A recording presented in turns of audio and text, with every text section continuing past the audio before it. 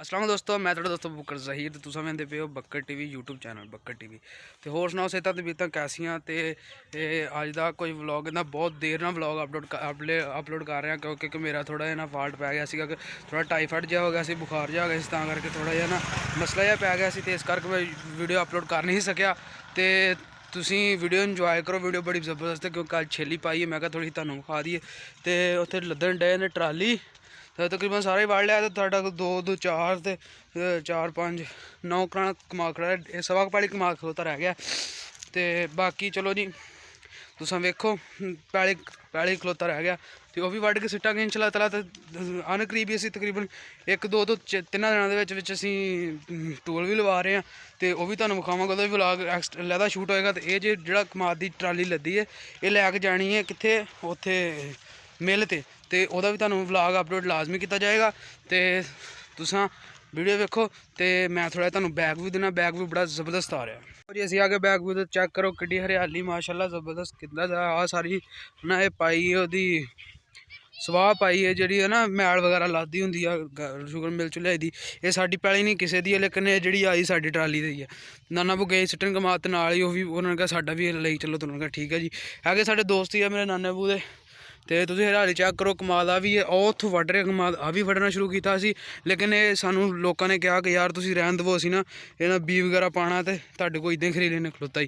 तो वह कहते चलो ठीक है, ये भी एक अच्छी कि मेहनत नहीं करनी पैनी, बस इदां ही बेच देना। तो यह भी ठीक है कम, तो वो टेंशन कोई नहीं है। तो तुसीं वेखो जरा ਇਹਦਾ माशाल्लाह कद चेक करो, 14 ਤੋਂ 15 फुट का गन्ना निकलता है माशाल्लाह। वेखो इस दूरों थोड़ा तुहानूं शायद लगे कि छोटा ही है, लेकिन निस्बत कर लो। आ वेखो आ दरम्याने कद ते 10 फुट का गन्ना, तो 14 फुट का गन्ना इस निकल आंदा। तो तुसीं वेख सकदे डिग्गया, बिल्कुल डिग्गया सारा ही ना, सिर्फ साइडां ते आ गन्ने खलोते। तुहानूं मैं थोड़ा अगे होकर व्यू दिन्ना इहदा विचों। तो ये छिल के एक ट्राली सुੱਟ ਦਿੱਤੀ सी। तो अजकल कमाद का रेट वावा वा, एक छोटी ट्राली चाहिए जाके 22-23 हज़ार रुपये की हो जाती है। आ देखो बिल्कुल गिरिया सारा ही, आ देखो सारा चेक करो, एड़े गन्ने आ देखो। मैं तुहानूं इदां विखा सकदा, इन्ना व्यू चेक करो, ठीक हो गया। तो आ देखो सारा गिरिया। तो कोई गल नहीं, ये बी ऐसा सी बी वो आ जिहड़ा कि बहुत ज़्यादा वाधा। तो इनू तकरीबन कहिंदे आ कि इहदे बारे मशहूर आ कि इनू दिहाड़ी दा वार हुंदा। तो हुण अगे पंजाबी बंदे साडे वीर समझ सकते हैं, तो बाकी जिहड़े शहरी बच्चे तुहाडे वास दा रोग नहीं भाई। अच्छा जी, तो मेरे यार बेली कहे ने, तो एक मेरा खास यार फाहद इजाज बेली अपना, तो वह सानू अजकल खरे नाराज़ होकर बैठे, साडा फोन अपना फोन बंद किया। तो उन्हें कहा मैं रोल जानी, मैं उन्हें कहा लै, तो मैं किते चला गया। तो वह फोन करदा रहा, तो मोबाइल घर ही छड्ड गया सी, उत्थे कवरेज नहीं आउंदी, तो मैं उत्थे व्लॉग शूट भी नहीं किया। तो वैसे भी तुसीं वेख सकदे, मैं आ वेखो ना, आ जिहड़ा मैं मोबाइल ते व्लॉग शूट करदा।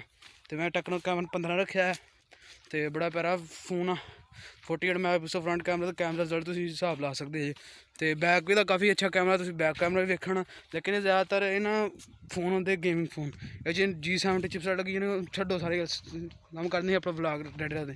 तो थोड़ा मैं देना कणक का व्यू, तो कणक का व्यू वेखो देखो जी। आ कणक होगी एड्डी एड्डी माशाल्लाह, तुहानूं मैं लागे व्यू करके दिन्ना। आ देखो ये गंदम जो पक जानी, अजकल गंदम का रेट भी बहुत है, 2200 रुपये तक पहुँचा। जो ये आनी उदों की नाम है सारा डिग जाना, उदों की नाम सारे आई नहीं 1100-1200 ते। तो असीं पहले बेचती वढ़ जी चुकाती 1300 की, बाद जो भी आ, तो असीं ज़्यादा गहराई च नहीं जाते। तो असीं आ चले हैं इत्थे, साडी भी बीजी आ जी साडी है। तो आ भी कमाद भी अपने ही तकरीबन अपना ही है तकरीबन की। तो आ वेखो किड्डे पे इत्थे गनियां, और उत्थे जा वेखो खाली जगह, लेकिन हैगी है उत्थे भी किते किते बूटे आ। तो चलो इदां लगदी दूरों कैमरे नाल लगदी गनियां। तो इधर वेखो सारी वेखो हरियाली पिंडां दे विच। अजकल बड़ा प्यारा व्यू आ रहा, बस हर शै बड़ी जबरदस्त है। लेकिन चलो असीं मिलते हैं तुहानूं ट्राली कोल जाके, कर रहे सारे। आ ट्राली खलोती साडी, तो गन्ना लद रहा भी बड़ना। ट्राली तो लाती है, तो कम बड़ा, तो ये टुर पई है। आ थोड़े सी रेंदे सारे आप ही लदे, तो हुण टोरती है रेड़ी आ ट्राली। तो मैं मगर जा रहा, तो मैं मगर जा रहा, पता क्यों, यदी वजह है क्योंकि ना वहाँ बच्चे वो पिछों ना गन्ने कही दिया, तो उस वजह तो ना ਉਹ ਕੋਈ ਡਿੱਗ ਕੇ ਥੱਲੇ ਨਾ ਆ ਜਾਏ, ਡਰ ਵੀ ਹੁੰਦਾ।